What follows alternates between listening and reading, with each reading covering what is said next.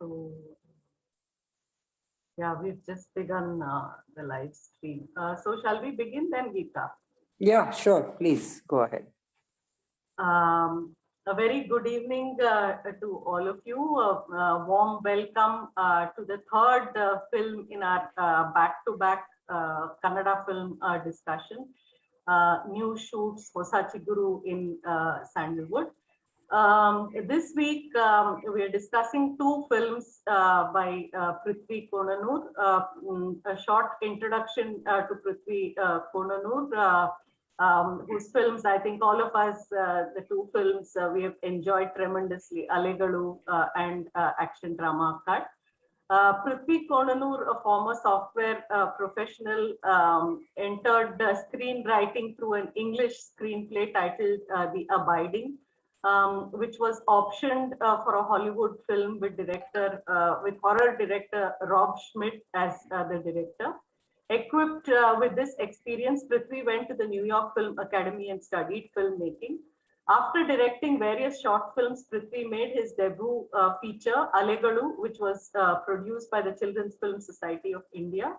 It premiered at the Toronto Film Festival, followed by numerous international festivals. His second feature, which I had the privilege to watch, Railway Children, had its premiere at the Mumbai Film Festival, and it was nominated for the prestigious Golden Gateway Award and Oxfam Best Film on Gender Equality. It went on to win a national award, two state awards, jury special mention at the Zlin Film Festival, as well as premieres and awards at multiple international film festivals. Prithvi's third feature, we were just talking about it, Prithvi, just before you joined, Harish and I. I mean, I think it's a brilliant film. Pinky Ellie, Where is Pinky? Won the prestigious Prasad Labs DI Award and Movie Buff Appreciation Award at the Film Bazaar 2019 in rough cut stage. The film was picked up by Picture Tree International for international sales and distribution. It premiered at the prestigious Busan International Film Festival under a Window on Asian Cinema section. The film was included in the nomination list of Mumbai Film Festival for Golden Gateway Award. It's had its premiere at International Film Festival of India, Goa. It was nominated at the Hainan Island International Film Festival, Hong Kong International Film Festival, a host of them really. International Film Festival of Kerala, Pune International Film Festival. It's also been mentioned as one of the top films of India by critics like Asim Chabra and Pipreski. It's also been repeatedly mentioned as one of the top 25 films of Asia. The film's rights to UK and Ireland were purchased by Channel 4, and it was telecast in the last week of June 2021. It received the honor of being the opening film at the New York Indian Film Festival at 2021. It received three nominations for Best Film, Best Screenplay, and Best Actress, out of which it won two for Best Screenplay and Best Actress. Again, a whole lot of film festivals, Ottawa Indian Film Festival, again, where it won awards, Melbourne Indian International Film Festival.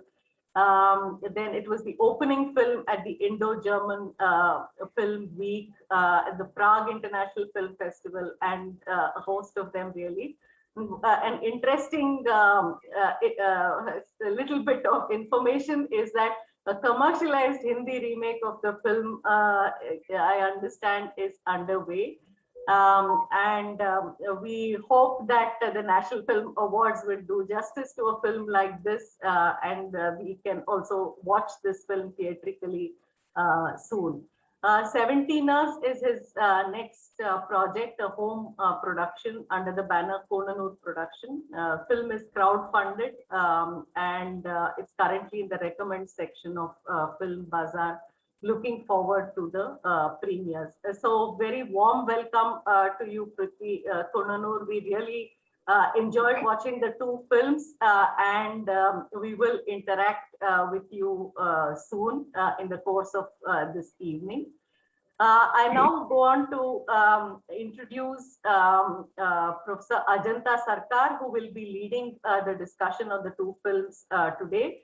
Professor Ajanta Sircar obtained her PhD with distinction from the School of English and American Studies, UEA, Norwich, UK, in 1997. Her dissertation supervisor was Professor Laura Mulvey, and how much more glamorous and what big high it is to have somebody who has studied directly with Professor Laura Mulvey. So Geeta and I were talking about this a few days ago, Ajanta, and we're really so happy and grateful that you will be leading the discussion today. Ajanta won the Commonwealth Fellowship for PhD between 1993 and 97. Subsequently, she won 2 postdoctoral fellowships from the ICSSR at the CSSS Kolkata, and then at the Indian Institute of Advanced Studies, Shimla, between 2006 and 9. Since 2009, she's been Professor of English at VIT Vellore. She was nominated as Chair India Studies at Georgetown University, Washington, DC, by the Indian Council of Cultural Relations 2014 to 15.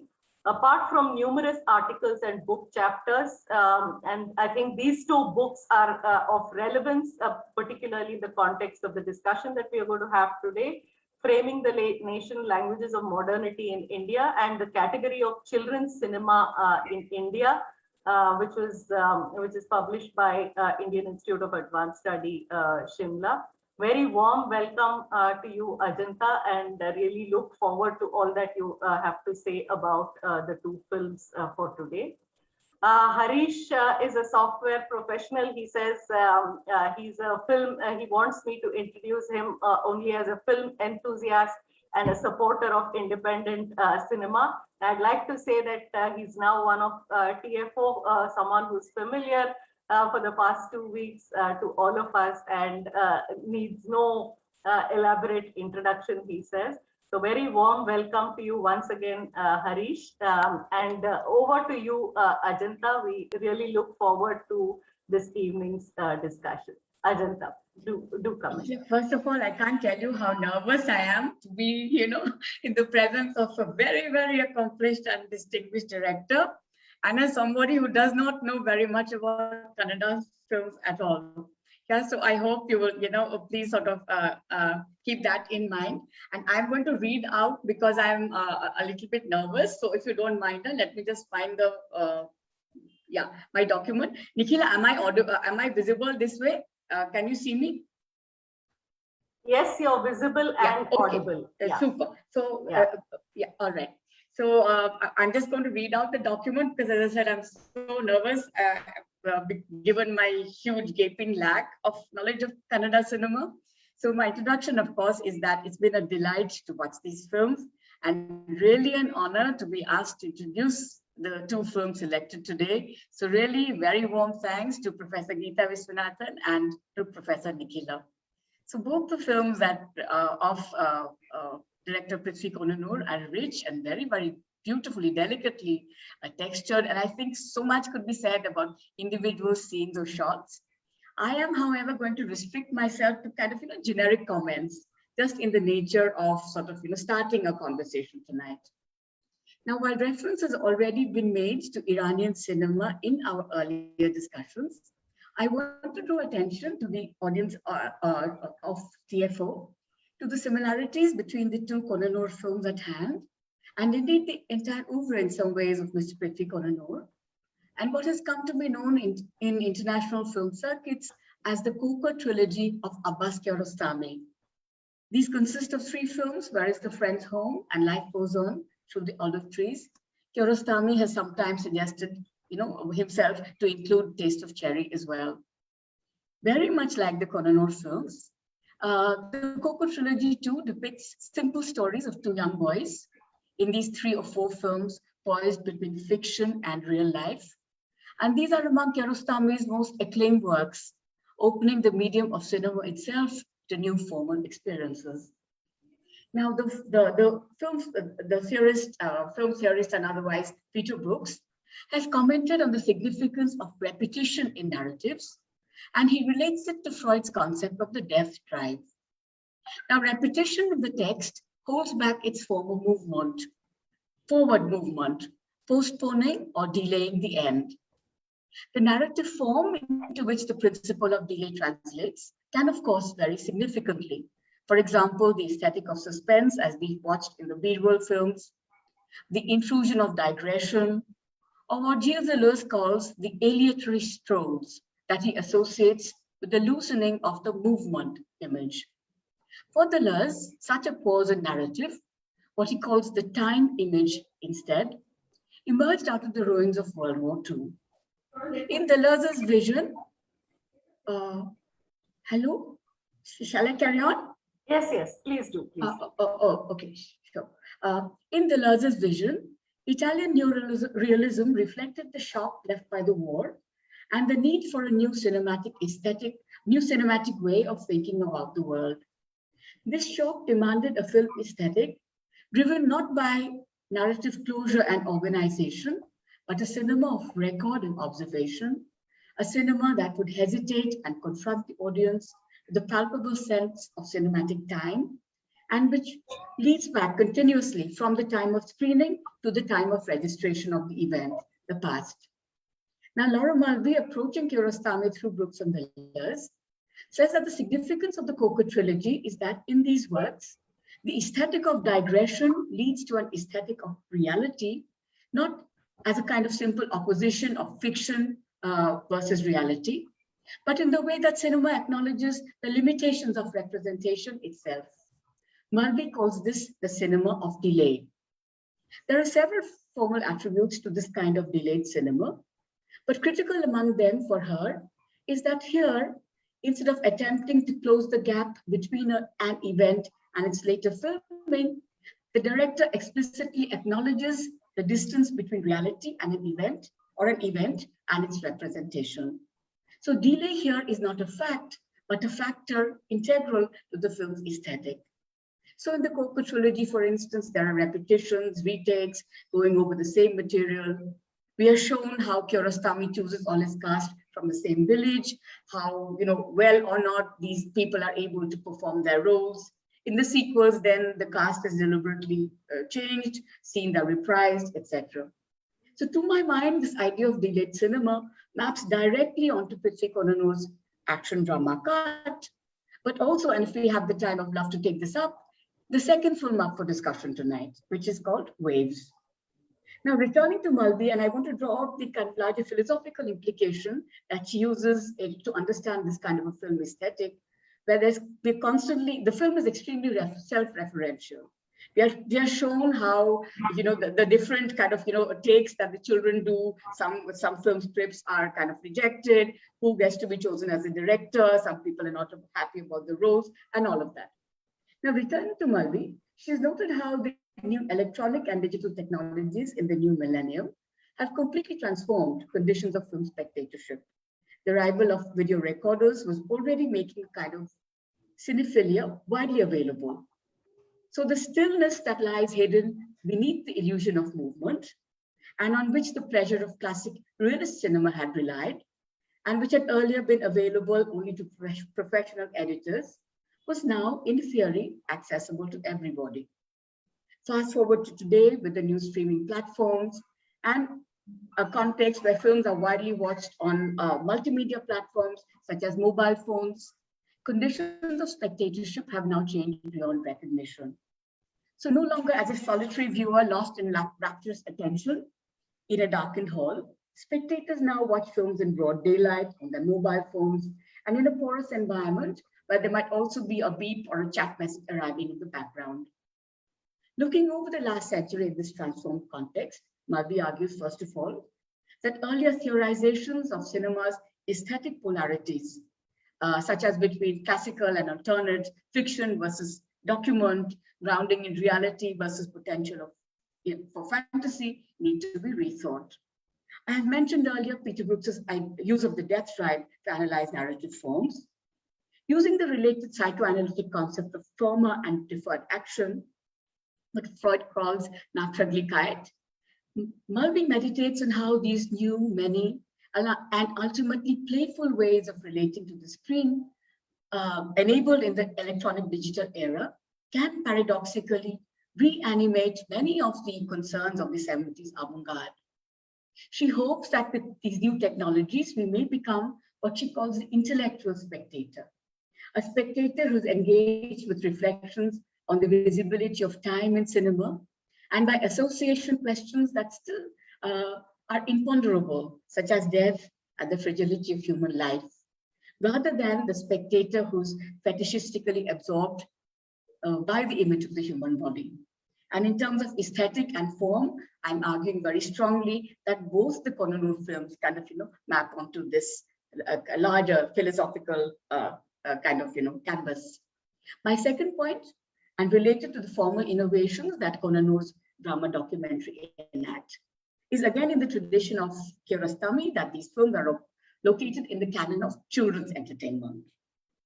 Like Konanur, Kiarostami was also associated with the Committee for Education of Children and Young Adults.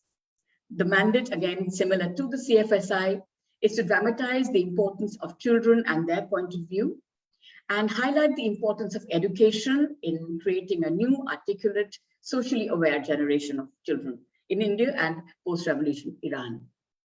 Now, one of the defining questions in the genre of children's entertainment, as it has evolved over the last 100 years, has pivoted around the ambiguity of this very hyphenated term, children's fiction.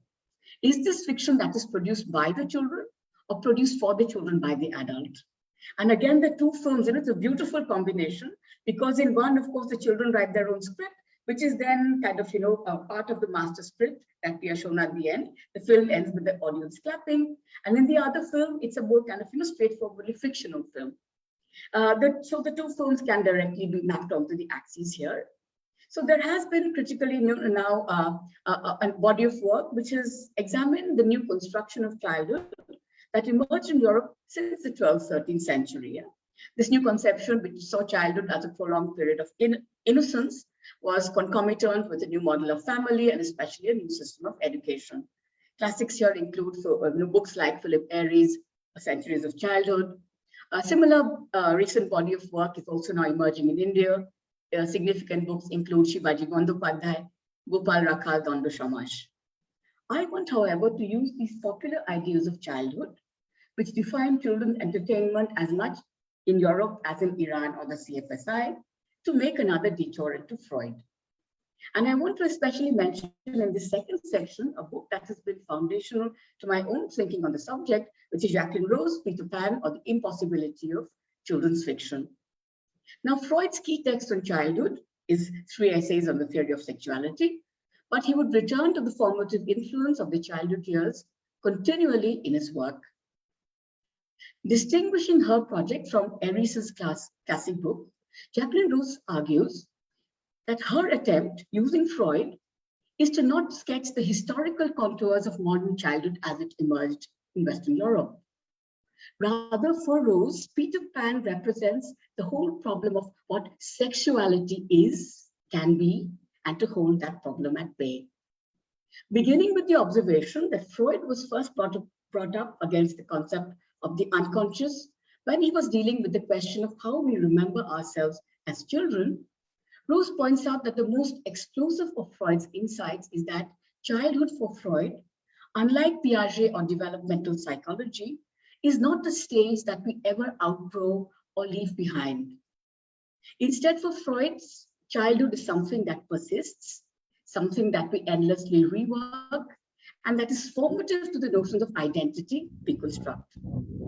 Equally, as Jacqueline Rose reminds us that as Freud analyzed the first childhood and the transformations that lay between an original event and how it was recalled, he was led to the distortions and divisions that are characteristic of our psychic life. Later on, he would formulate the same processes in relation to dreams, jokes, etc. And then the third most momentous discovery of childhood amnesia, the fact that as adults, we remember so little of our childhood years. And finally, of course, Freud uncovers in the sexual life of children the same perverse sexuality that his analyses reveal in the symptoms of his patients, and which are also expressed indirectly in their dreams. Now, there has over the last 2 or 3 decades, there have emerged these epic debates here around Charles Dodson's seduction fantasies in Alice in Wonderland, or James Barrie's repressed homosexual desires for the Llewellyn Davis boys in Peter Pan. But both Konanur films, at their manifest level, conform to this kind of state-authorized idea of child sexual innocence, wholesome entertainment, and the didactic element of what appropriate stories for children could be. And then this leads me to the next point where I find the most interesting tension, that at the generic level, it's subscribing to all the state-authorized notions of what children's films should be. They're also, of course, closely associated with the CFSI. But there's an interesting tension between the genre and the actual content or the themes of the film. The class dimensions of both films are clearly emphasized. There are minor differences in terms of plot and setting. Yet what struck me very viscerally is that both films, both the Konanur films are heavily dramatically Oedipal narratives. So in the first, a symbolic father, or as Jacques Lacan would call it, the name of the father that the little boy actually wants tattooed in his arms, which by the way are dark and not very fair-skinned, is none other than the protagonist of classical realist cinema, the fantasy male hero, Shankar Nag. So he's actually kind of, the real, the embodiment of the symbolic. Now, while there are minor digressions that show us how cleverly the little team puts together the resources they need, to go to the tattoo parlor, the story that the children write is one where the boy is literally, for me, enacting his entry into the symbolic order. Of course, when excitement pitches off and the little child realizes that his own father, or what again Lacan would call objet petit a, will be furious when he sees the tattoo, Nag's name is cleverly written over by the name of the biological father instead. In Waves, which is set in an idyllic fishing village as opposed to the city slum, there are similarly 2 dysfunctional families. In the first, the Bhaskara resents the man who will soon take his dead father's place. In the second, Prasanna's father has abandoned his duties for a life of frivolous pleasures with his friends.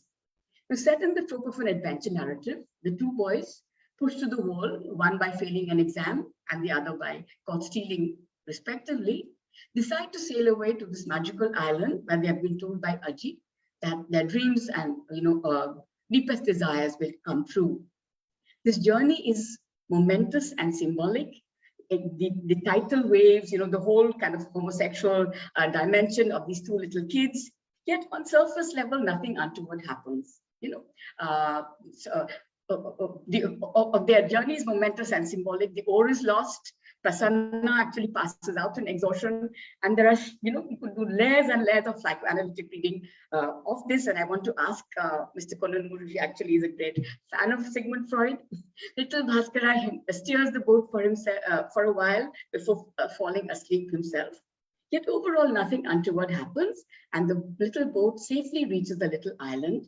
And soon after, they are rescued by their father or father figures. On the island, they meet this kind tourist photographer who also disabuses the 2 boys of their fantasy. There is actually no place of worship or offering here, as Aji had told them, where their dreams would magically come true. The goat that they meet is also ruled out as a possible descendant of the one that Aji's father had left behind as offering on his momentous journey, in past. Yet in the space of this one anxious night, as families desperately search for the missing boys, old wounds, generational wounds are healed. Aji soon moves in with Bhaskara and his mother. The sexual excess represented by modernity is tamed.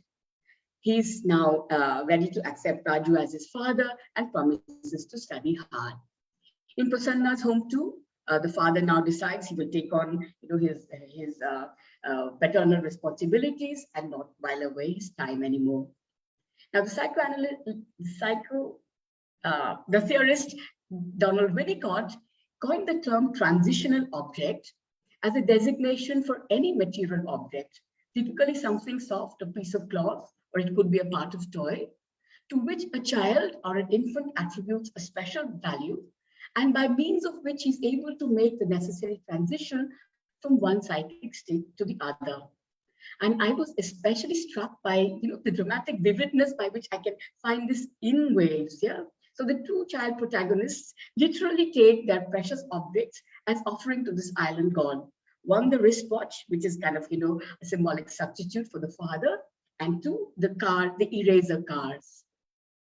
And then there's many things, but I can just kind of come to the end. So the film, there is also, and after this symbolic journey has been made and the families are now kind of healed again, though nothing has happened magically, everything has changed. There is also a change in the power dynamic between the boys. So Wales begins with Prasanna taunting Bhaskara as a coward because he's not getting into the boat. In the last scene, we see the boys together again, walking together. They're not on a boat. They're walking to school, but confidently now. The change, however, is that it's Bhaskara, who's kind of taking on the philosophical adult role and explaining to Prasanna the difference between literal and metaphorical layers of truth. Using waves and specifically the characters of Aji, the dog, and the goat as my points of special attention, I want to conclude my introductory remarks reflecting on the critical importance of children's films or children's entertainment or children's book, and especially books, especially today.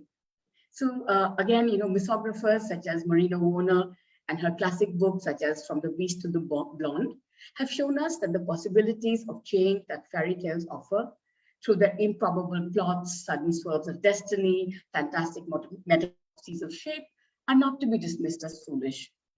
Most crucially for Warner, the fairy tale tradition as a whole is especially allied to women in terms of both authorship and audience.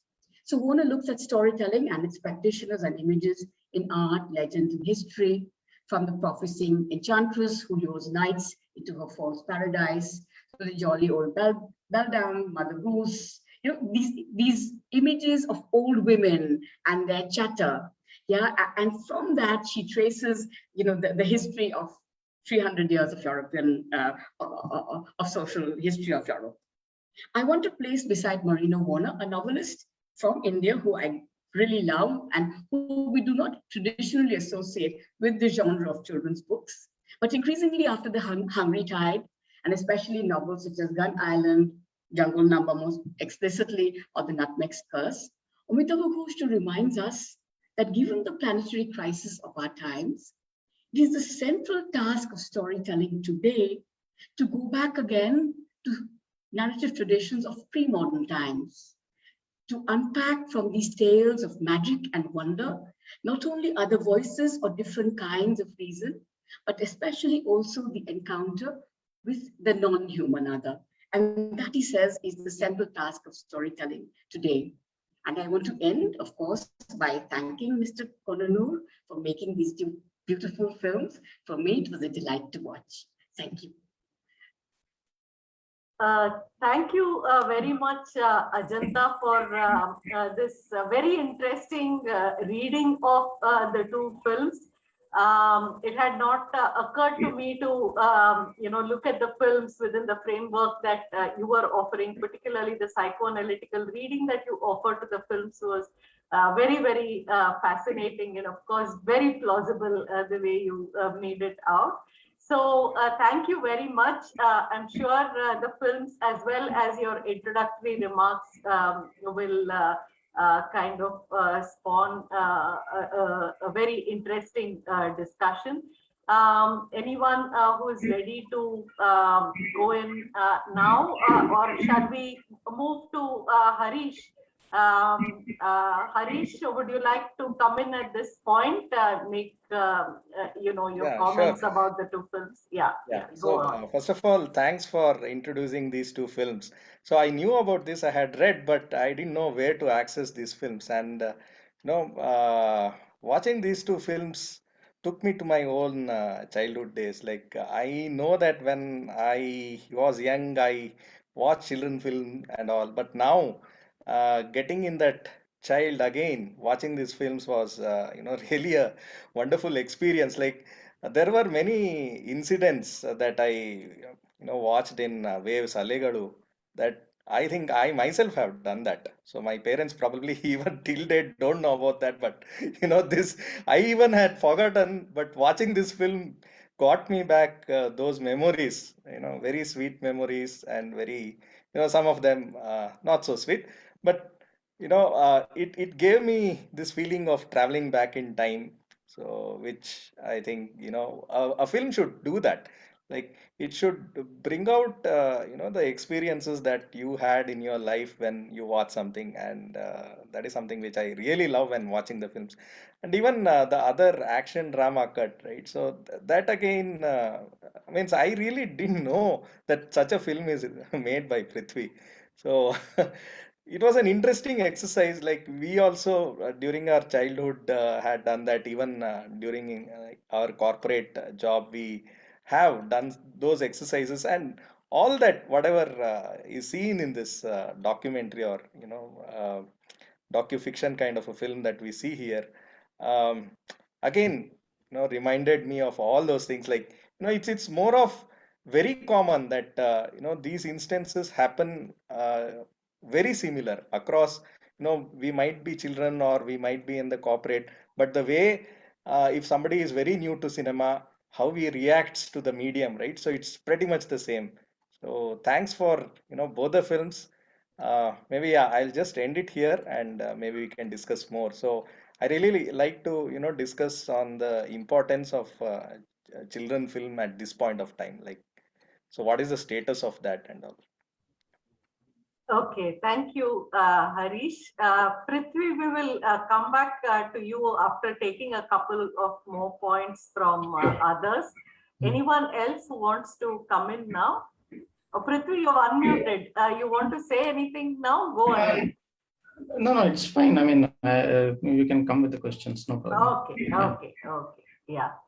Anyone else who wants to begin the discussion, respond to Ajanta and what Harish had to say?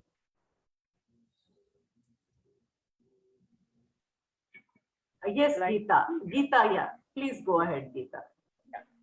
Yeah, first of all, thank you to the filmmaker for those two lovely films that I really enjoyed. And thank you, Ajanta, for that, as Nikhila has said, really interesting opening, your introductory remarks. And uh, several months ago on TFO, we had a short film festival, and the theme was childhood. And of course, at that time, at least I was not aware of these films. So we had some other films that we discussed during that short film festival.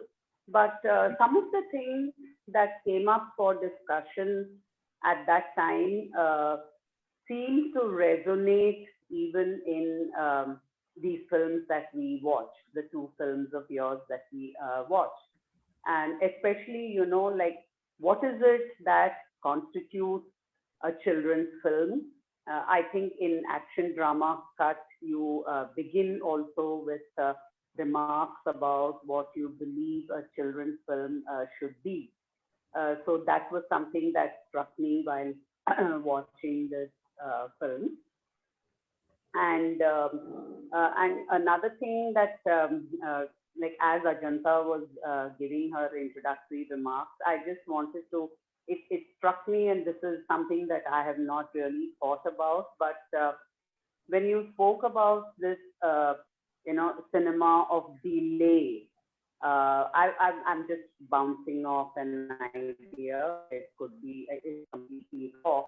I was just wondering if we could relate that to the Derridian idea of deference, like meaning as constantly deferred and not something that can be grasped immediately. So this is what I have to say for a start. Maybe something later. Thank you, Nikhila. Okay, okay, Geeta. Anyone else, or would Ajanta like to respond, or will we move on to something? Yeah, yeah. Yes, Shall we Ajanta. listen to the filmmaker instead? I really want to know, does he read Sigmund Freud? Because they're all there. Okay, Prithvi, yes. Yeah. First of all, thank you for all the introductions and kind words. I call myself a storyteller. I don't even call myself. I mean, I'm a filmmaker by profession, yes, but I'm primarily a storyteller.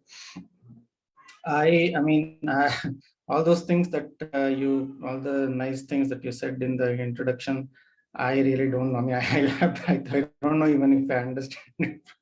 And I don't read Sigmund Freud. I mean, I do come across bits and pieces here and there, but otherwise I don't read. And see, just it's to me it's just about telling stories. Meaning I sit, I write, and then I do, if I have to do some research, I research, and then I write, and then I make the film. That's all I know. And to be frank, Alegalu was, according to me, it's not a good film because I made a lot of mistakes in that. It was a good script. I had a good cast, but somehow I think I let myself down by not directing the film, well. Uh, so the end product, end film, what it could have been a lot better. That's what I want to say. Basically, the film could have been, if I had executed the script in a better way, the film could have been much better. So I was actually, when Ajanta was saying all these things, I was feeling very cringy inside. It was not because I'm a bit embarrassed by that film.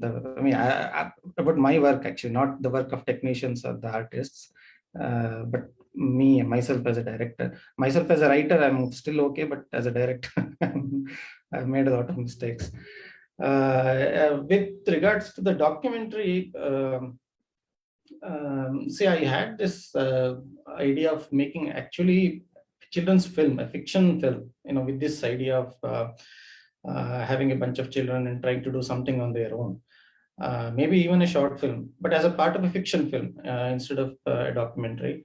But then that somehow didn't materialize. So I had to, I thought, okay, there was an opportunity to make a documentary for PSPT. I thought, what, let's do this. Let's try this as a documentary instead of a fiction film. Maybe in the future I will try to make a fiction, on that theme. Like I don't know, I don't have the script or anything that, in my mind, but those ideas I do, and I may take those ideas into a script, into a written, fiction script, and then may make it into a feature film.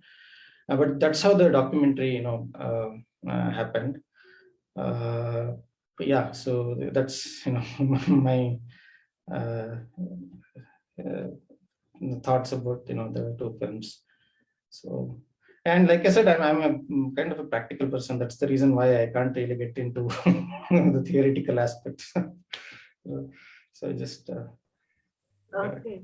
stories. And that's what Okay. I've done in my other films also. I mean, the moment I find an idea or something, then I do research and I write the script, and then I make it. That's my way of working. I don't really think beyond that. That's for the academics and intellectuals. Okay. As people gather their thoughts, a couple of points that that occurred to me while I was watching the film. I watched action drama cut. I mean, it was fascinating. I completely, thoroughly enjoyed the film. And enjoyed more than anything else the wonderful subjects that you have in the film, the children. It was such a wonderful experience listening to the kind of, spontaneous dialogues that they were making and the revelations that they were making about the process, about you, about each other. I don't know how much of this got conveyed through the subtitles, but it was really a very, very sparkling and wonderful film. I was really envious of your ability to kind of bring all this out through the children. So the first part of the film, and I like this recuperative process that the film got made, and then you ask them to talk about the entire process, and they reflect about this process. I think it's such an important part, of getting them to reflect on what they have done, what they have gone through, and so on. So I found it very, very interesting and fascinating how you've conceptualized this and how it's all fallen together very well. With regard to ALEGALU, I mean, I don't see any reason to be embarrassed. It was quite a wonderful film. And also extrememly, I mean, we felt that it was a little long, maybe it could have been edited a little bit. But otherwise, I thought that in terms of, the conceptualization, also the characters, I mean, the fact that there are no good people, bad people, I mean, and there is such complexity both in the children as well as in the adult characters.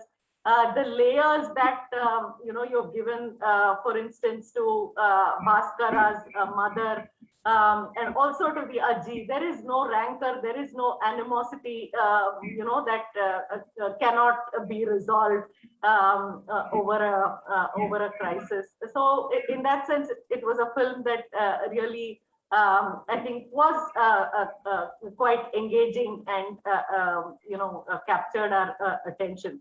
What I found very interesting, having watched Railway Children and also Pinky Ellie, and this is something that I was, just wondering after watching this film.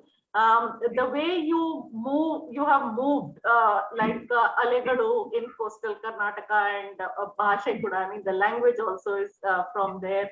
Two, you have moved with Railway Children and Pinky Ellie to Bangalore, the metropolis, and the conflicts. And so many of these conflicts, I don't think even get represented on to the screen. For instance, in Pinky Ellie, the domestic situation of the central character, and what happens as a, I mean, so the sensitivity to women and working women in non-traditional kinds of relationships.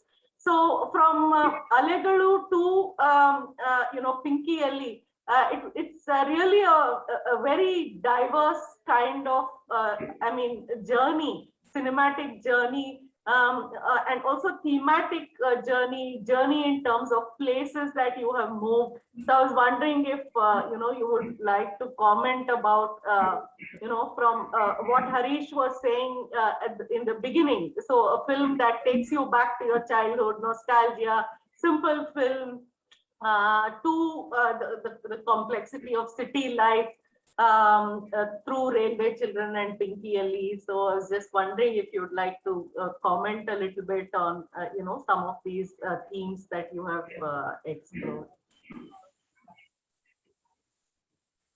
See, primarily, like I said, since I believe in storytelling, it's not really that difficult for me to move from theme to theme or from culture to culture.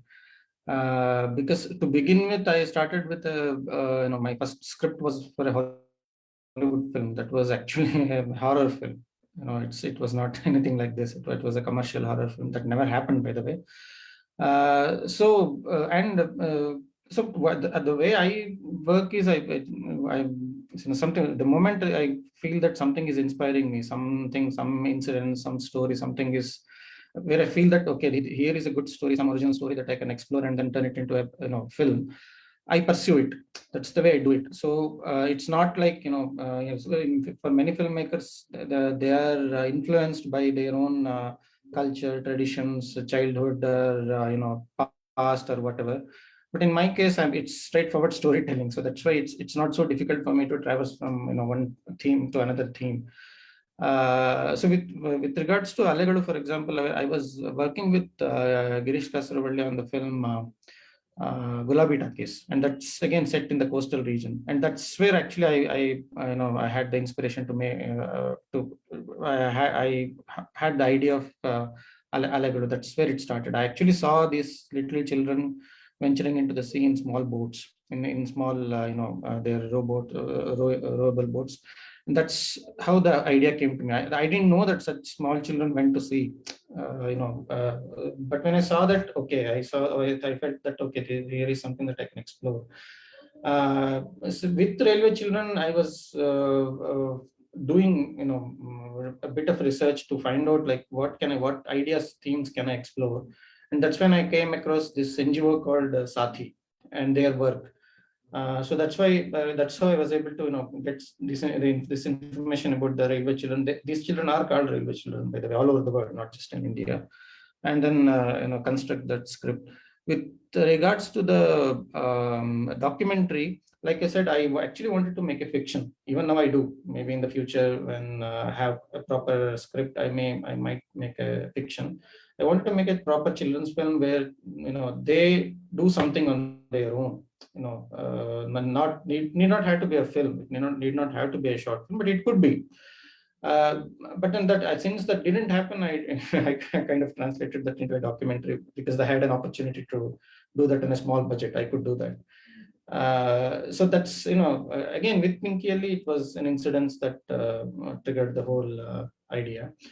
So that's how it is. And now, honestly speaking, I have I don't know, maybe a dozen scripts in my laptop right now. I don't know when I will get to make those, or if I will ever to make those at all. But I don't have a shortage of content because I pursue stories. It's not like I wait for inspiration. I pursue them, and that's how it's kind of easier for me to write many things and on different. And also, honestly, I don't really think that I'm very such a good filmmaker or anything. Maybe it's big, really good filmmakers wait for actual inspiration. I just pursue stories. So that's just the way I work. So. No, I think you're being very modest when you say that. Anyone else would like to come in at this point to respond to Prithvi? Yes, Prithvi Rana, please go ahead. Yes, ma'am. Firstly, thank you, Professor Ajanta, for the very insightful presentation. It was very, very fun. I actually had a question for Prithvi, sir. Watching action drama cut, I'm really intrigued by your experiencing of witnessing the gaze of children. So when adults tell children's stories, they instill a certain authoritative vision or a certain cinematic and even narrative vision onto the children. So, what were your experiences in witnessing this firsthand? Like, how do you think the gaze of adults and children differ when they kind of put this onto the cinematic screen? See, I will tell you, see, even during when we were making this documentary, many of the ideas that the children came up were actually influenced by mainstream films. It's not that they think originally or anything. They think just like they watch what they watch in at home. That's what that's the kind of ideas that they come up with. But whatever we edited into the documentary are some of the original ideas that they came up with. And even with that, sometimes I feel maybe I may have made a mistake, because in one girl suggested an idea that in government schools or even in private schools, they if a student belongs to scheduled caste or scheduled tribe, then she's that student is discriminated against, and even teachers sometimes feel at school, why can't they bring lunch from home? I sometimes feel that maybe I should have explored that idea, but at that moment when we were making the documentary, we did it over a period of 10 days. I didn't encourage that idea for two reasons. One, I thought that this may not include a lot of students in the final short film that they were going to make. I wanted to have as many of these children in that short film. And also I wanted to have a slightly lighter subject. So even there, I have to say that it's not, I don't know how honest it is, the documentary. There is some amount of manipulation from my end. So Yeah, I don't know. I mean, see, children, like I said, to answer your basic question, children, yes, most even they, the ideas that they tell are mostly what they see on TV, or it's not so different from that. So that's about the idea. But if you said, you mentioned gaze, I'm not sure if you are talking about point of view, let's say perspective of children. Then yes, like the ideas that I edited into the documentary, you could say that those were that's from their perspective. And I all the ideas that were included in the documentary, I liked them. I thought that they were authentic, and that came from their own life experience. But I don't know if I answered your question properly or not. But No, that's my thought. definitely. That was very interesting. Thank you so much. Thank you. Anyone else would like to come in? Please unmute yourself so I know you want to speak.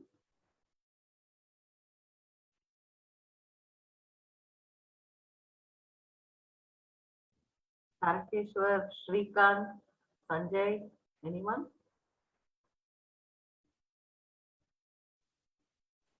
Yes, Tarakeshwar, go ahead. Okay, a quick response. Thank you, Prithvi, for these films. Alegalu and action cut drama. Thank I you. think there are two ends of the spectrum. The Alegalu is actually in adult conception of childhood, but actually action cut drama breaks that. As Prithvi was mentioning, that girl who spoke about discrimination, without using the word discrimination, she was narrating it. The way she narrated it, I was flabbergasted. Even many of our PG, PhD students will not be able to articulate it in such a nuanced manner and observations. And even other issues that they spoke about, even the issue that they took up for making a film, the father-son relationship using the tattoo, is highly complex. There's nothing like a child and adult for me. All are narratives for me, and there's nothing like children's literature or children's film. We might narrate things for different audience, and while narrating, there might be different kinds of characters. So in that sense, so I don't make this distinction between children's film and then adult film as such. But the perspective of these kids in that movie was something that struck me like that. And I have experienced it. Generally, when I direct plays, I have always worked with newcomers. So whether they're children or adult, it is the same experience for me. They have their own perspective of what the drama is or what the film is. Here also, many of the people in the beginning say, no, this is what is expected of me. Maybe I will not match up to it. So in that sense, they have their own conception of what a particular role, like director, or costume designer, or an actor entails. And Nikhila, I'm not sure. Yeah, yes. Nikhila, sorry, I had lost the connection, so I missed out, on what Mr. Tarakeshwar was mentioning. Sorry. Okay, Tarakeshwar, please repeat yourself. Yeah. Prithvi had temporarily got disconnected. Okay. Yeah. No, I just wanted to say that this Alegalu and action cut drama, they are two ends of the spectrum. I'm not saying they're quite opposite to each other, but the same two ends of the spectrum are 2 points in a scale, I would say. Because the Alegalu is again a narrative which looks at children from the adult point of view, in that sense. But in action cut drama, we see children on their own.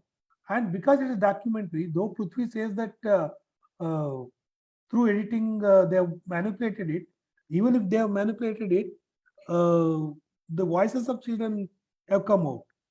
And they're as complex as the adult view of the world. So in that sense, I don't make a distinction between adult view of the world and then the children's view of the world. I only make a distinction between adults' perception of what childhood is or children are, in that sense, or what children's perception of the adults are. So here, I think the point that I was trying to make when Prithvi got back to the line and discussion is that uh, the the children, they have their own conception of what the film is, what each role entails. So in the beginning, they say that I'm not ready for this. I can't do this because this is what is expected of me. So they have their own perception of what a narrative has to be, what a director has to be, what someone else has to be in that process, and slowly changing it, and then accepting a normative ways of doing it, and then start commanding it. So that dynamics within the troupe, when you give a free hand to them, and when they're not already into the industry on the terms, conditions that exist in the industry, but openly look at those relationships, that I've experienced when I'm directing a play too. Generally, I work with newcomers to the theater who are not trained in theater. I also felt the same experience with them. This kind of jealousy, why can't everyone have the same kind of equal footage to everyone, and things like that. The competition between them, that was wonderfully come out. It's in that sense, it's a meta film on the film at one level. And the other point that I was trying to make was about this girl who speaks. The other things, the other issues that they wanted to take up for filmmaking. One is about that caste discrimination. Without using the word discrimination, she narrates her experiences, and she is also theorizing at the same time those things. Very subtle observations about our own location in the classroom, our relationship with teachers, even our PhD students and somebody who has worked on caste issues will not be able to perceive these nuanced ways of discrimination. So in that sense, it was quite eye-opening. So that film actually won at the level of children uh, trying to make their own film, one, and then documenting it, and then these other observations that they had, including the way they deal with people to obtain their permission to act or to get their permission to shoot in their place, the way they dealt with it, I think it was completely in a very nuanced and complex way, which we can call as adult. So in that sense, it was completely eye-opening to me. So I think I will stop here. So thank you, Prithvi, for these films, and uh, I enjoyed uh, watching these two films, and also, of course, Pinky Ellie. It was another thing that I would like to discuss some other time. And I forgot one point. I will come back if I remember. Okay, thank you, Thank you. Tarakeshwar. Yes, Thank you. Prithvi, yes, you want to come. No, just thank you. Thanks for all the comments. No, I can't. And when I said manipulate, I don't mean. I didn't mean that. The whole thing is manipulated. What I meant was, in when we edit things, we edit out a lot of things that we feel that is not, taking the narrative forward, or it's just causing a distraction. So if you include all those things, then what I wanted to say was that you will feel that the way these children would think would be pretty much influenced by the adult world, and maybe rightly so, because that's where they live, of course. So yeah, that's all I just wanted to add. Yeah, but thank you for your comments though. Yeah, anyone else? Yes, Geeta. Yes, Geeta. Yeah, just to add to what Tarkeshwar was saying about action drama card, I think what was also very delightful about that film was, how the children were portrayed as, resisting the attempt of the filmmaker to get a film out of them. I love the way they were saying, it was such a bore when you spoke the whole day about different types of shots. And one kid was saying, I slept through it. So yeah, so that those kind of things were absolutely, like they were like gems, in the film, just sparkling out of that narrative. Something that I really, really enjoyed a lot. That resistance of the children, that was something just brilliant, I thought. That's all. I just wanted to mention this. Yeah, that's right. Actually, I think what happened was these kids, they were not explaining what they were, signing up for. It was during the summer holiday, summer vacation. So I went to these schools and then I got these kids. Maybe they thought that I was going to make a film and make them act in the film in the beginning. So when they were told that this is what it is, so I guess many of them were not, interested. So just to make sure that these, many of them wouldn't drop out, we started giving ice creams in the middle. At least otherwise they wouldn't have stayed for 10 days. So. Nikhila, I think Professor Sanjay was trying to say something. Yes. Yeah, I was just calling him. Yes, Sanjay, please go ahead. Yeah. So really, it was a fascinating experiment. I think when in the beginning of the film, you pose this problematic that whether we can call it a children film because it's produced, directed, and acted by children.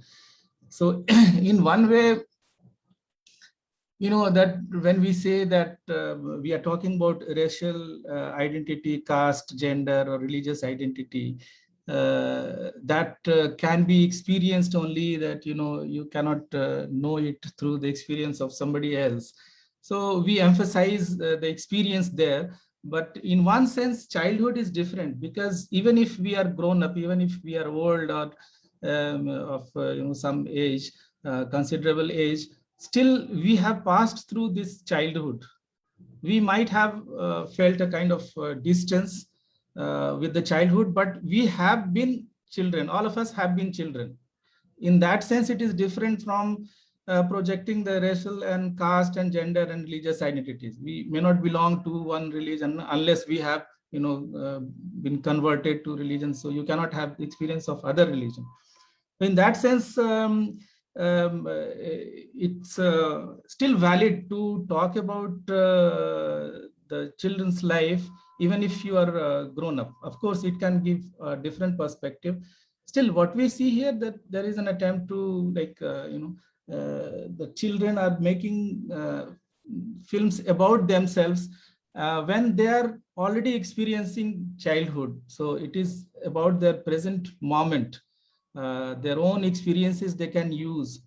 That is very interesting. And of course, as Professor Tarkeswar said, that it is meta-cinematic because it talks about the filmmaking itself. It is, in that sense, self-reflexive. So even if it is a children's film, it raises certain issues which are quite complex and which involve in any kind of filmmaking, not necessarily about children. So, for example, one of the girls is commenting on a script saying that, but only boys will do this, but where is the role for a girl there? So she's raising this issue, which is a valid point, even if you are making a film for adults. So again, time factor, for example, that this tattoo maker is not available. I mean, he's very busy because he has so many customers on Saturday and Sunday. So at the weekend, he's not available. So you have to come on other days. So that's like, it prolongs the act of filmmaking. So these problems are there when you are making a film. For example, if it's a small room and then they go to one house and there is not enough space, so where do you keep the camera? So these are the very practical problems of infrastructure that you are discussing. For example, there are characters, okay, fine, but where do you find the policeman, for example, or the father? They can't find any any actor to play the character of the father. So the same way, the policeman also, they are searching everywhere. So you have this problem of finding out the suitable actors for particular characters.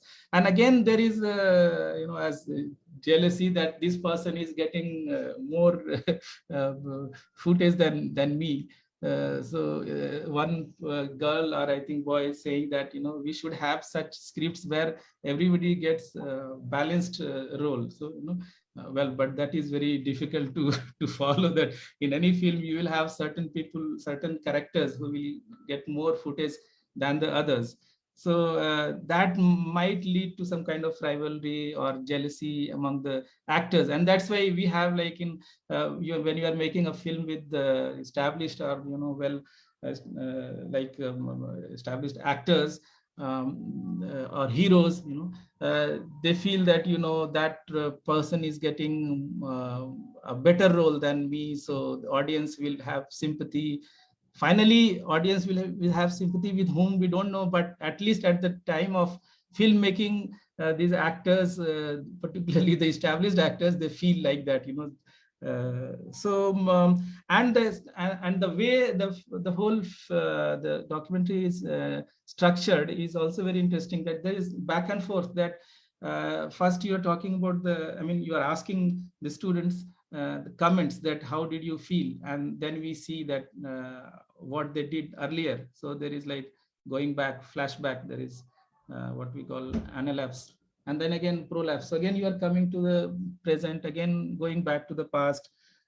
This technique has been used. So in a sense, obviously, when children are still passing through that age, their experience will be reflected in the filmmaking when they are making the film, and that's why I find it a very fascinating experiment. And it is because of that I liked it, because when they actually start acting their own individuality, their own problems, their own problems of daily life, they start appearing and interfering with their filmmaking. So these are the things which happen in any kind of filmmaking, and you have raised it, though through a children film, but it's at the same time it's a serious attempt also. Thank you very much. Thank you. Thank you. Yeah. Yes, Ajanta. Yes. Can I say something? Yes. So precisely the point where that Professor Sanjay was making, and which I thought action drama cut does so beautifully. Now these films appear to be simple. Now the great Abbas Kiarostami similarly makes films that appear to be so simple. The entire Coco trilogy, there are two friends and this guy's forgotten his notebook and he wants to go and return the notebook. Right? But then this incorporating here, he actually, just like we see in action drama cut, he will actually tell you, okay, so I'm choosing the people from this locality, and then in the sequel they will come and play another role, and all of and this delay exactly that Professor Sanjay is talking about, that the film is consciously registering the fact that something happened, then it was edited, then it was made into a film. So going back to the kind of the questions raised by the 70s avant-garde. So for many of and going right back to Eisenstein, so many of them, so the artifice of classical realist cinema is therefore in some ways kind of put to question. And this, I think, is the point that that people have noted about the great Abbas Kiarostami as well, that he's showing us that cinema always has a delay. It can the limitations of representation, and ultimately, from then on, of course, the emergence of digital technologies. We see Mr. Prithvi actually editing it. Now, all of us can actually pause a film and see the stillness beneath the kind of moving image. And philosophically, what are the huge kind of repercussions or implications of this? Laura, of course, suggests that philosophically these kinds of narratives, which are not driving towards closure, but which are telling us how a story is constructed, in some ways fulfill the destiny of cinema. It's not your Salman Khan. and that's one cinema that's, that's rushing to closure, and another cinema that's saying that in a sense life goes on. There are many possibilities, and they kind of don't cohere. Which I thought, whether or not Mr. Konanur reads Sigmund Freud or follows Laura Mulvey, it's a kind of the aesthetic was there, and I found that so remarkable because, this is the great Abbas Kiarostami. He makes very simple films, but out of that simplicity is telling us the possibilities of the cinematic form. So I really loved it. Thank you very much. Yeah, thanks. Thank you, Ajanta. Thank you very much. Anyone else? Yeah, something very interesting to the way the children on the film respond that I found was, their candidness. They're not shy on many occasions. There is giggling going around them, and still they're not camera shy, or they just go. One of the girls speaks in Telugu to her mother and tries to persuade her to come.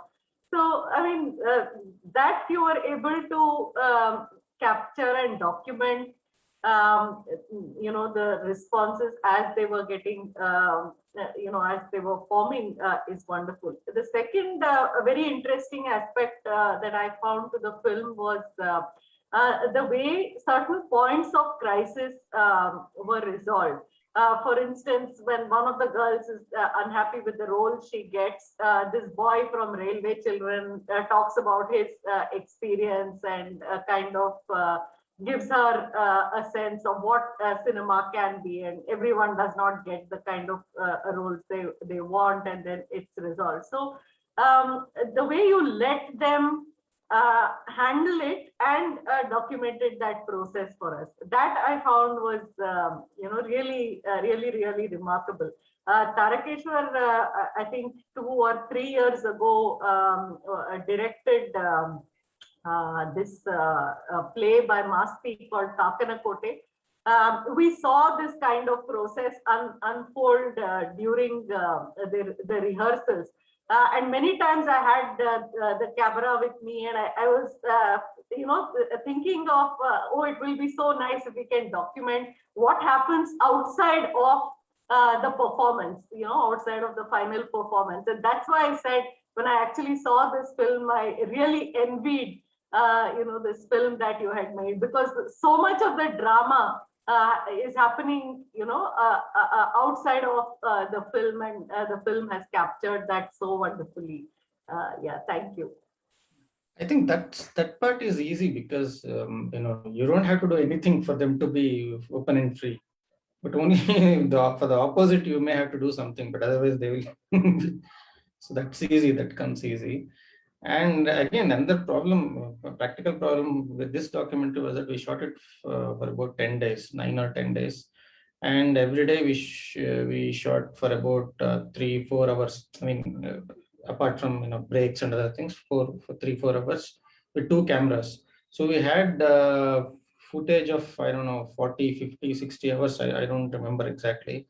That was the challenge actually, and you don't remember what exactly happened, throughout all the 6 days to create a narrative. So that was, practically speaking, that was really difficult actually. Editing was really difficult, this particular documentary, because we had too much footage, and we had to bring a narrative. There had to be a story, so that was really editing was really a challenge actually. Okay, anyone else would like to come in? So just a Yes, observation and a question to all over here. Like for us, at least all our age, posing or getting captured in front of camera was very sacred. Like we were shy and all. But now with technology and with the pandemic, of course, like from past 1.5 years, I myself have a son now, so they have their own social network. Like children have their own, I really don't know, but they have something. And they do videos, like whatever. They are not shy anymore. But now, what kind of problems or this might lead to, we never know now. So we don't have, one is we don't know what they do. First of all, everybody has a mobile phone now. Mobile phone has cameras. They are now very open, like they are very vocal. It's not like us. Even now, for me to talk in Zoom also, I'll think twice what to talk. For them, they come from this new generation where they're not like us anymore. Like, what do you think so? Like, with all this technology advancement and where, how do we kind of see this future now? We just have to wait and see. We It's don't know kind of the scary at times. So, it is actually. yeah, Part of that, I mean, is in my forthcoming film, actually, 17ers. That's in the film bazaar right now. It deals with some of those issues, not everything, but no, I agree, and uh, yeah, I mean, they're actually open about a lot of things that they probably shouldn't be, but they don't care actually. They're just very frank and open. I know. I have I agree with you.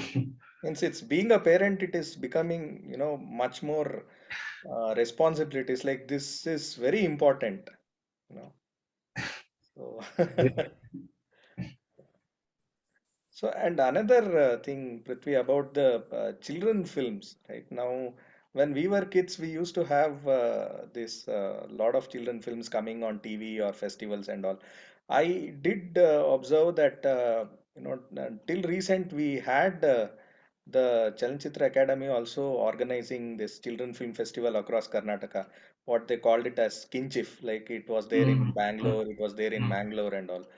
But recently, I don't see that happening. Like, but children films are getting made. The quality of those films are, very unsure because we don't get to see that.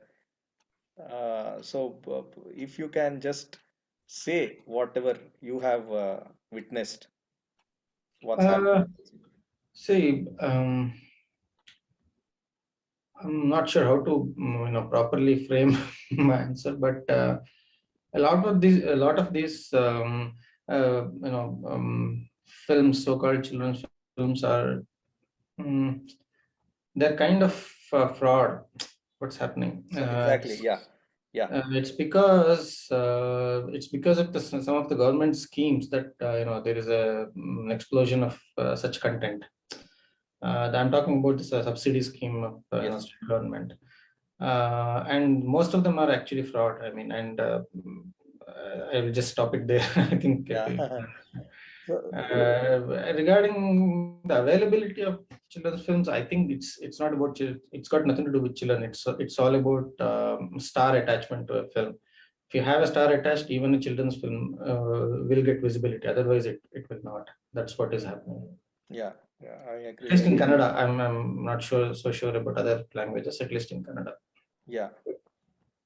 So, if I remember rightly, like Tare Zameen Par was one of the film which had the star attached and had a Mhm. maximum view, which was Right. basically on focused on that. Yeah, Yeah, and that's actually not a children's film, to tell you that. I yeah. mean, Means that's again, yeah, that's the way I felt was that it was not a you know a children's film. I mean, I means it becomes difficult now if you want to pick up a the children film which is uh, just screened as a commercial film or whatever, right? It becomes difficult. At least in our childhood days, we had particular films like Chota Chetan or something like that, but now we Mhm. don't have at all.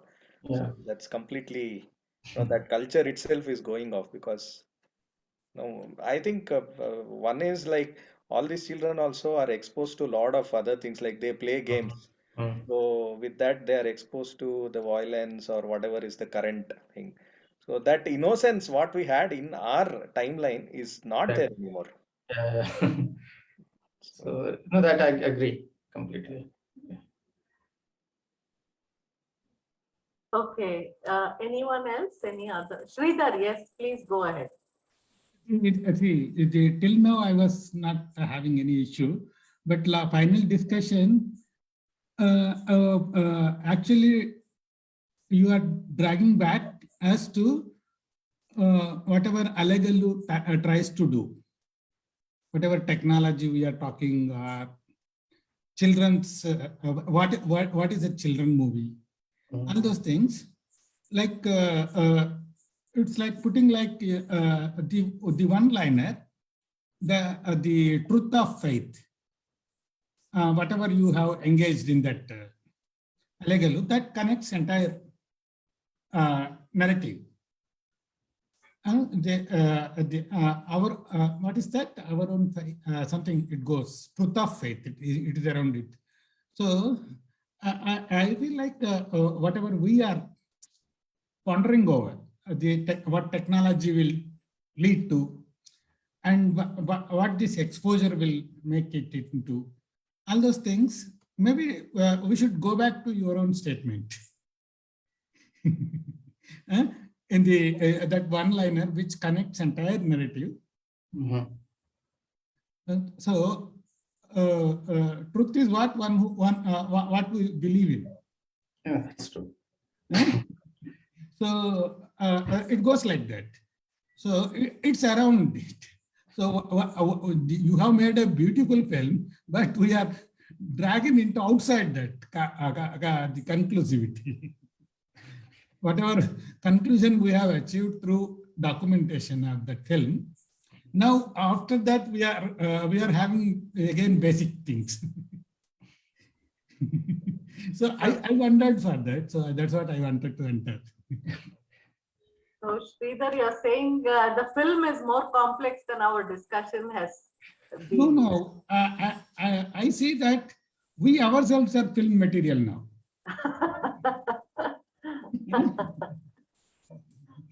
So whatever that's a beautiful thing. See, several things. I was trying to find it. How will he build this entire narrative? Then that beautiful sentence, actually very philosophical question about reality, one's own perception. That's and our fears about what children will become, what they will learn. Those are all our peers, not children, actually. Yeah. There was a movie came, I think, in Prime. It's called Liar Vishwanath in Telugu. Everything they put it that technology is the problem. The gadget you have in your hand, you don't know it's how potential it is. So it is causing them to perpetuate that crime. They committed crime, but they committed crime because of this technology accessibility. That's why I said when Harish said that, I said we have to wait and see. We don't know. Just have to. In the sense, our all film discussion was good, but when concluding remarks are coming, as this will become better film for your ALEGALU. Thank you. I just wanted to make that. Okay. Anyone else would like to say? Yes, Tarakeshwar. Yes. Just to continue what Sridhar began, I think the problem is not with our discussion or with the films or with the world, with our categories, the categories with which we are trying to discuss. One is this concept of children's film itself is highly problematic. So we have a definition and then we are trying to match that with what we obtain around us. Yes, of course, when we were children, there were certain films that were marked as children's film and we watched them and we liked them. But it is also true that as a children, we watched other films too.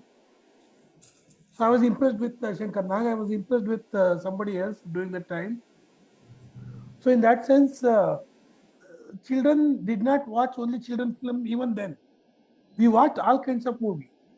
So some films were marked by in institution, certain individuals as children film and promoted, circulated and shown to us in schools, or from school they took us to a theater on a particular day to watch that movie.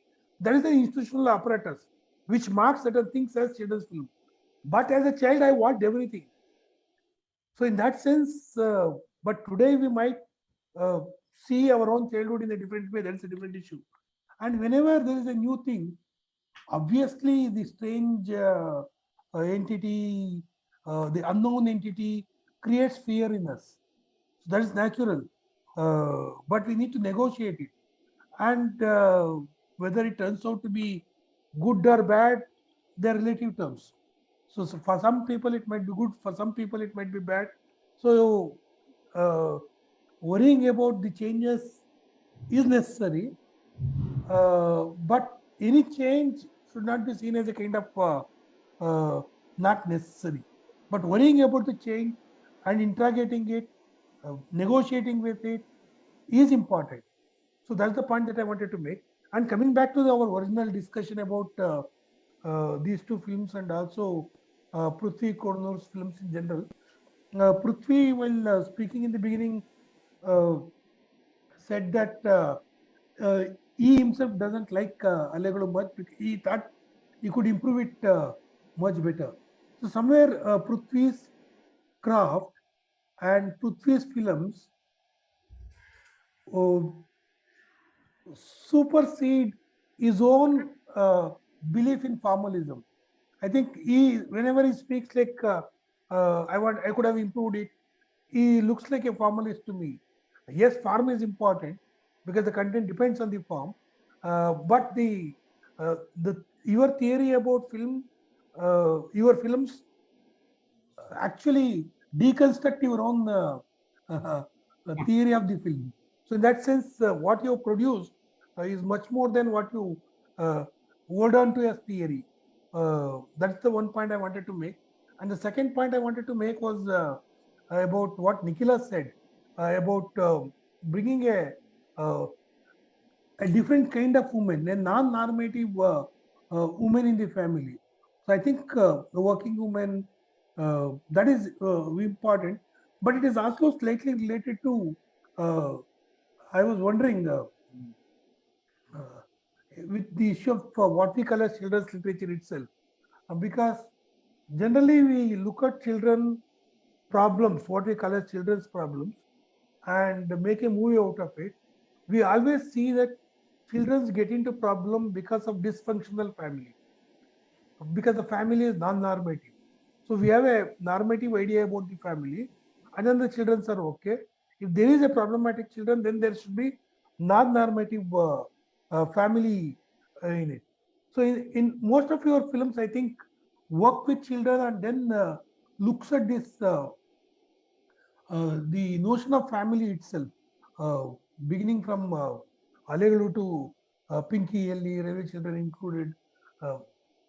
I think that is important, but why it is important from other films is it is not trying to blame the parents of their behavior or the non-normative family for the behavior of the children.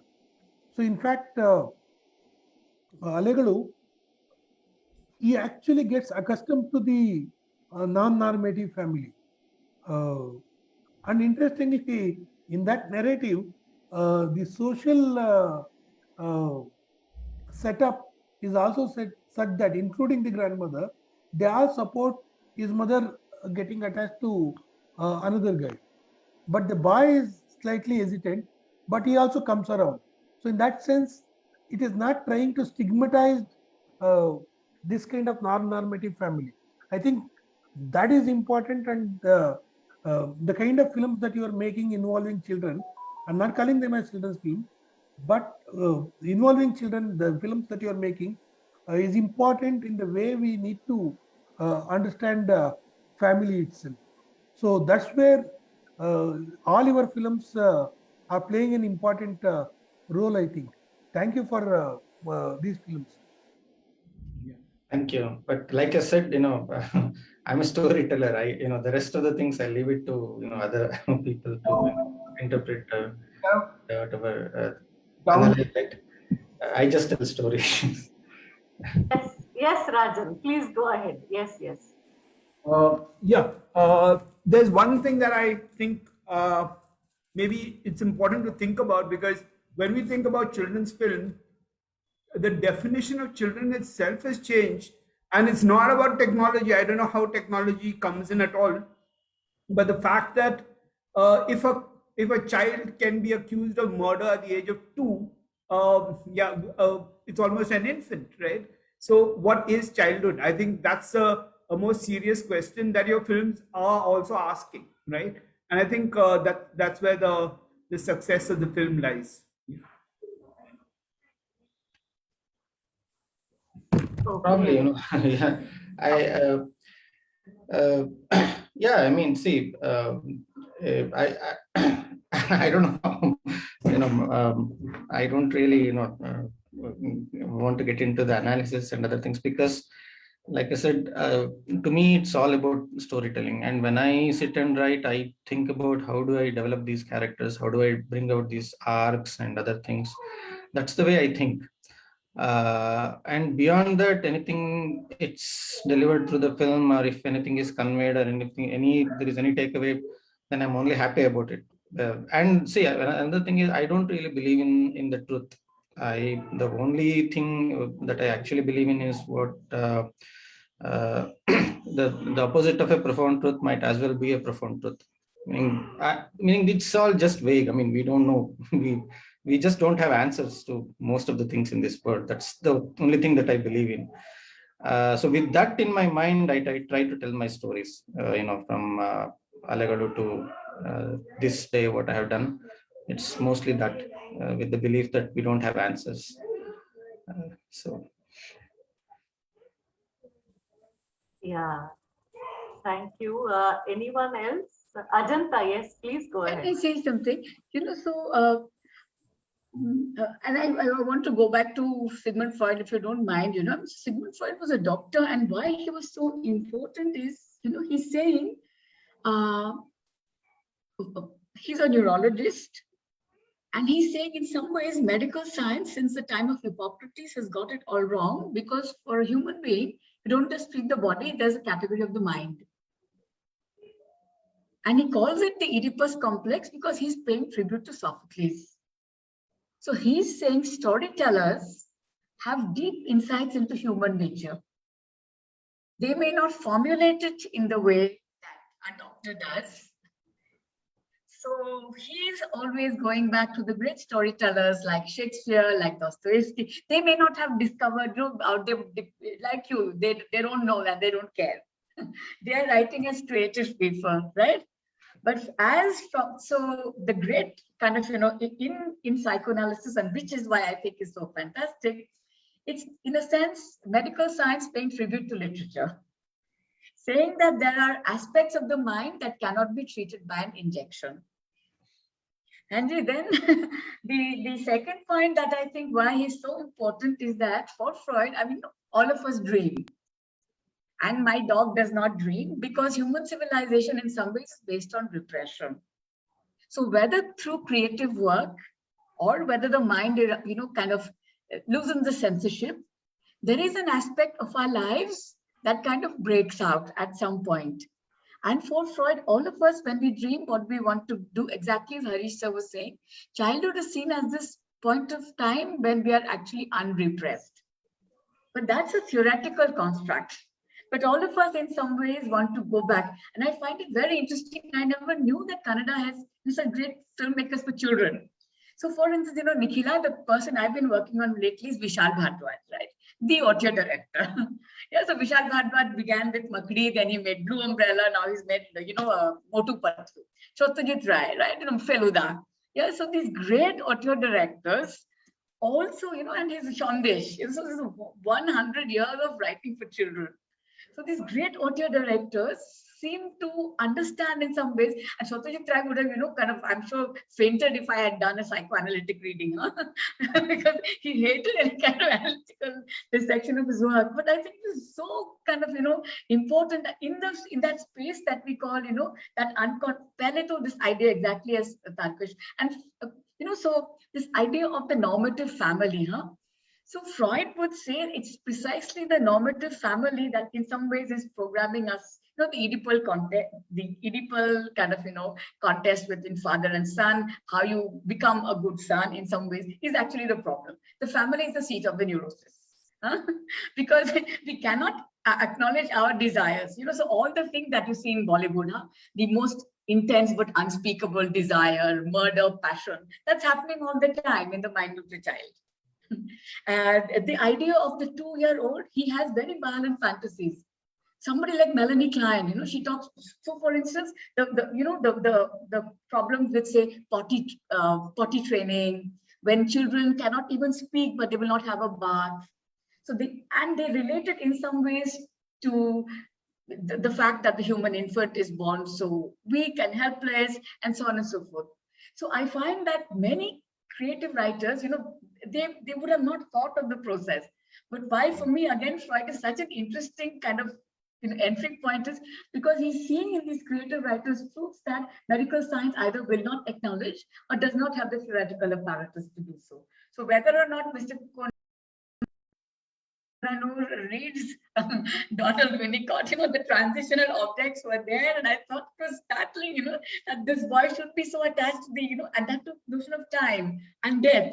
And he's, goes to this magical island and it kind of offers it and then metaphorically comes back. And, they're now back to the secular time of history. So, it doesn't matter if if creative writers like their work, analyze or not, but they offer us profound truths. And we are grateful for those truths. Not that they offer solutions. And it's, we're not looking for political kind of political blueprints, but the fact that very complex dramas happen every day in our lives. And in a sense, Freud is relating this, what is happening, to the larger Oedipal father of religion, to the larger Oedipal father of Heil Hitler. Kind of direct the militaristic project of the nation state. So the family, in some ways, the normative family is also the problem. And I thank you for the great insights into human nature that creative writers provide. Thank you. I was also wondering, Ajanta, how you would look at this child in ALEGALU who doesn't want to touch water. Absolutely, my God. And even that journey, and he puts in his hand very gingerly, the oar is lost, so he's forced to, and the passing out of the older boy. Now, if I say anything further, I'm sure Mr. Konanur will say I'm importing all kinds of things. Yeah, but and I know he doesn't read Freud, but each of those scenes, can be unpacked in so many ways. And Freud is not looking for universal symbols. The fact that the older boy passes out. Is it sexual consummation? What is it actually? And the old, little boy kind of gingerly figuring out, and the water being the symbol of the womb. And I was wanting to know why he called it the waves. Was there any particular reason?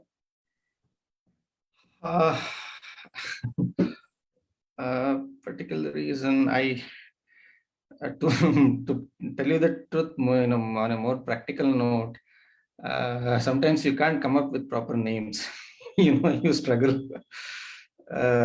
It's easy to write a script, but then you struggle with the names. I know even with the last film, we made the film, and even after that, we were not sure what title we had to give. Even the same thing happened with Pinky. We made the film, we didn't know what title to give. That was the tentative title, but I was not sure. So, practically speaking, I just sometimes, yes, it's the story, and other times it's just something that I feel, and then I give the title.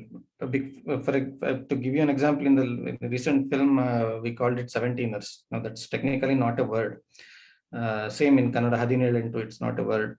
But for a lot of reasons, we thought that would be appropriate for the film. So that's exactly what happened with waves. I don't know, if I have any specific reason, but I felt that somehow suited the the whole narrative. So I kept the title as waves. Yeah. Any other comments? Yes, Sanjay. Yes. Yeah, there's just one small point which I wanted to raise is that the notion of film, that how you have to look before the camera. This lady to whom the children go and they want to use her kitchen, And then one of the ladies says that no, she has to comb her hair, that she's not properly dressed or something. And then other one says that that kitchen is not properly arranged, so have to. So already there is this notion that if there is camera in front of you, you have to look beautiful. Everything should be arranged. And I found interesting that children are saying, no, no, no, we are just shooting a film and it has to look like a normal kitchen. So they are not saying, that it has to be idealized, but somewhere, these children, these ladies also might have been watching TV serials or films, and their notion of, how a film should be made and how a kitchen should look like. Also, there is like, you have designer kitchens in several TV serials. And if you look at the face of all these actors, they look like, just now coming from beauty parlor. Everything is so arranged, everything is so beautiful. I mean, and everything is so artificial, in other words. So, so we, think about the films, that if it has to be filmed, then it has to be idealized, it should be beautified, because we are coming in front of camera. So in a way, these children are also deconstructing that. They are trying to say that, no, your kitchen should look like a normal kitchen. Sanjay, they are also luring the adults, saying that you will be on TV, your house will be on TV. Why don't you let it for a shoot? They are also very clever, the kids. They are playing with the adults in that.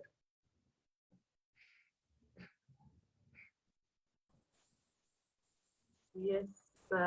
Anyone else? See, Nikhila. Yes, yes. I'm not able to suppress this. Whatever we are thinking edible, it is not correct. What is exactly in operation is apocalyptic mind. We are worried of something. If things doesn't happen according to our plan, or whatever we think civilized or order, so a barbarian is behind us. So if you are not going a civilized path, it may end up in barbarian. So it's a kind of a blackmail that is used from Aristotle to except Karl Marx, everyone else, every philosopher. Every philosopher is a outright the supporter of anarchy. But they are by showing anarchy, they go against the people, against the majority. They are with the power. Every Aristotle to whatever present philosophers are there, except Marx. So that's why I call that the apocalyptic mind is dominant in us than Oedipal thinking. Oedipal. So we have to be critical about it, our own self-referentiality. We are not worried of Oedipal complex. We are actually victims of apocalyptic thinking. Some chaos will happen if this is not go. This order will be disturbed. This kind of thinking is a sheer middle class who wants to be with power, dominant. That is going to not going to transform anything. It's not transformative.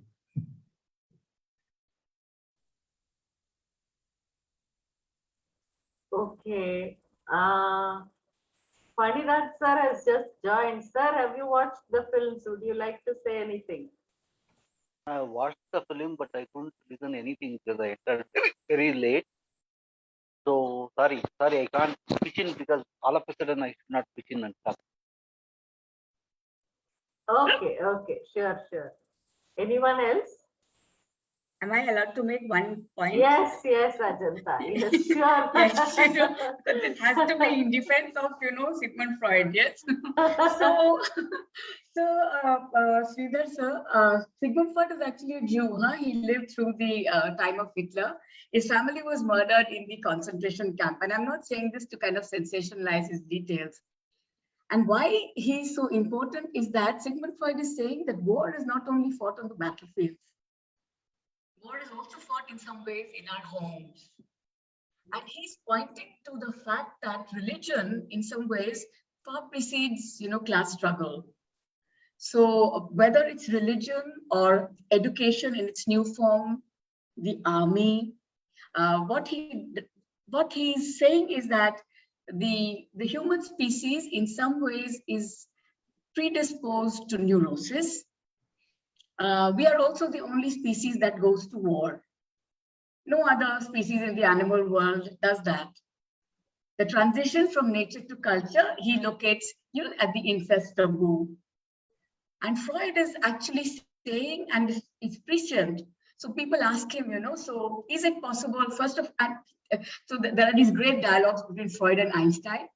This is in the context of the Second World War. So the dialogue is called Why War? And I won't go into that very complex detail. So Freud, as a Jew, for instance, chooses not to emigrate to Israel because there's something, he says, we will do to the Palestinians what has been done to us. So he sees how nation states in some ways are the very troubled identification of groups, how groups become mobs. How that, the supreme leader is able to galvanize a base around him. So what Freud does is he begins with the analysis of hysterical patients and he ends with the analysis of Leonardo da Vinci. His final work is on Leonardo da Vinci and why did he think of, birds and birds could fly. What he's saying is that, unless we acknowledge the violence within us and a violence which comes because of the very kind of, helpless nature in which we are born, the violence outside will not stop. And he's 100 years ago, he already predicts you may have a United Nations. It will still not prevent war. The only thing that is likely to prevent war is continual self-analysis. But for that, you need to have a different system of education because he links these, he's making a link between these. He stops writing case histories very early in life. And then he's just writing these kind of, massive treatises on civilization. He goes back to anthropology. He says that in some ways, the Aboriginal Australian is more civilized than the Western man because they are able to respect their dead. He looks at animistic cultures, which have not cut themselves off from nature. So he's making some very profound comments. It's apocalyptic in a way, but he's certainly not with the ruling classes. And he's saying that the architecture of the human mind is predisposed to violence. There will always be two sides. We will always have Bach and Beethoven. We might also have Hitler. And demagogy will take many forms. The fear about technology. And we've seen whether it's Donald Trump, Duterte, Modi, how they use the new technology in many ways. But he's making some very profound points about how you can have groups which are based on questioning and dissent. So, and these are questions that are not traditionally addressed by Marx, especially populist politics. It's not based on rational choice. The idea of the majority being victimized, ancient wounds. So Freud talks about how groups are formed. Collective will, it's very, very dangerous. Israel is for him the fantasy state. And what Israel is now doing to the Palestinians, he is Christian, therefore he does not go to Israel as a Jew, he goes to England. So he's able to make some very profound connections between the structure of the mind, between the hysteric and what's happening to him as a Jew through the time of Hitler. Initially, it's the Oedipus complex. Later on, it becomes the death instinct, thanatos, aggression.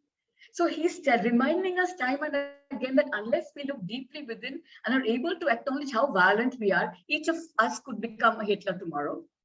There is that tendency for us to form groups around one charismatic figure, and that will have this inevitable end. And it just in defense of Sigmund Freud, and not so that we don't forget him. Karl Marx was a genius, but so was this guy. Yeah. Anyone else would like to say anything? Nikhila. Yes. See, whatever Ajanta madam made just now, actually that doesn't come out in our theorizations. We defend nation state, we defend democracies, we defend only showing the anarchy as a threat from the beginning. So it is actually going against the masses. What Popper calls is the enemies of open society. All these thinkers are enemies of open society, except Marx. Marx reception has problematic, but Marx has a very, very dynamic ways to suggest us many things. But from Plato, Aristotle to till date, they show chaos going to happen if you follow this. So a predestined theory inside, and they're actually for the power. In a critical analysis, when facts are there. So Popper gives details about all these thinkers. Karl Popper. So this is against what is it called? Enemies of open society.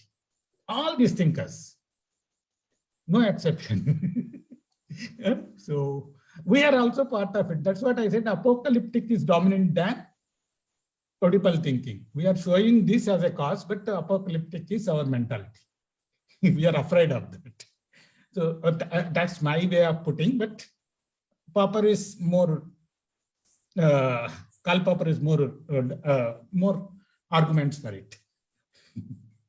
Yeah, so it's I don't think Prithvi would have thought that his films would have given rise to a discussion between Marx and Freud. Those speaking for Marx and those for Freud, I don't think. How? See, the very question, basic idea behind these films is that what is truth? So, so it's brilliant posing it. It's for the last 3,000 years. It is there, that question. Yeah. How do you perceive it? Different matter, but that is really, he has kept it clearly also, very plainly, without taking any sides. So that's I liked. Yeah. That's why I enjoyed watching that movies, both. Okay, if there are no more comments, I think it's time to thank all the three panelists. Ajanta Sircar, first of all, thank you very much for the very, very interesting intervention that your introduction made into this whole discussion. Your reading of the film, provoking us to look at it in a very different way. At least for me, I hadn't thought about it like that. Thank you very much, Ajanta, for the profound reading of the film. Harish, thank you very much for joining us in the discussion today. I think you come from a very different perspective to these films, having watched many of them in their initial stages, and thanks for the perspective you bring to the discussion.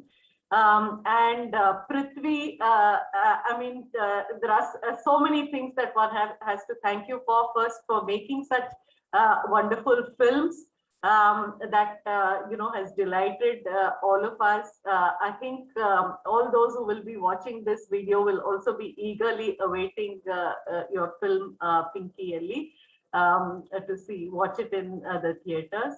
And thank you more than anything else for joining the discussion today and giving us so much time. It's been, I'm sure, a long day for you. This is our job as academics. We speak, we dissect, but that a filmmaker, has been patient enough to listen to all that we have had to say about your films. It's really wonderful.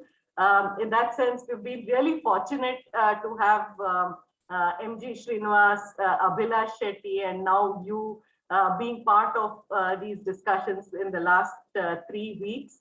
So thank you very much, Prithvi, and thanks everyone for joining the discussion and making these 3 back-to-back film viewings a very enriching kind of experience for all of us. Thank you. Thank you very much. Thank you, Prithvi. Thank you, Arishmalya. Thank you, Ajanta. Thank you. For these Thank you. It's discussions. been an honor. Thank you. Thank See you you. Good again. night. Good night. Good night. Yeah. Good night. So we don't meet next week. We'll come back to meet in December. So 1 week where Geeta and I are taking a break. And thanks for this fantastic festival on Kannada cinema, which I knew nothing about. It's really been a pleasure. Thanks. Yeah. Thank you. Thank you very much. Yeah. Okay then. Good night. Thank you. Good Yeah, night. Yeah. Good night.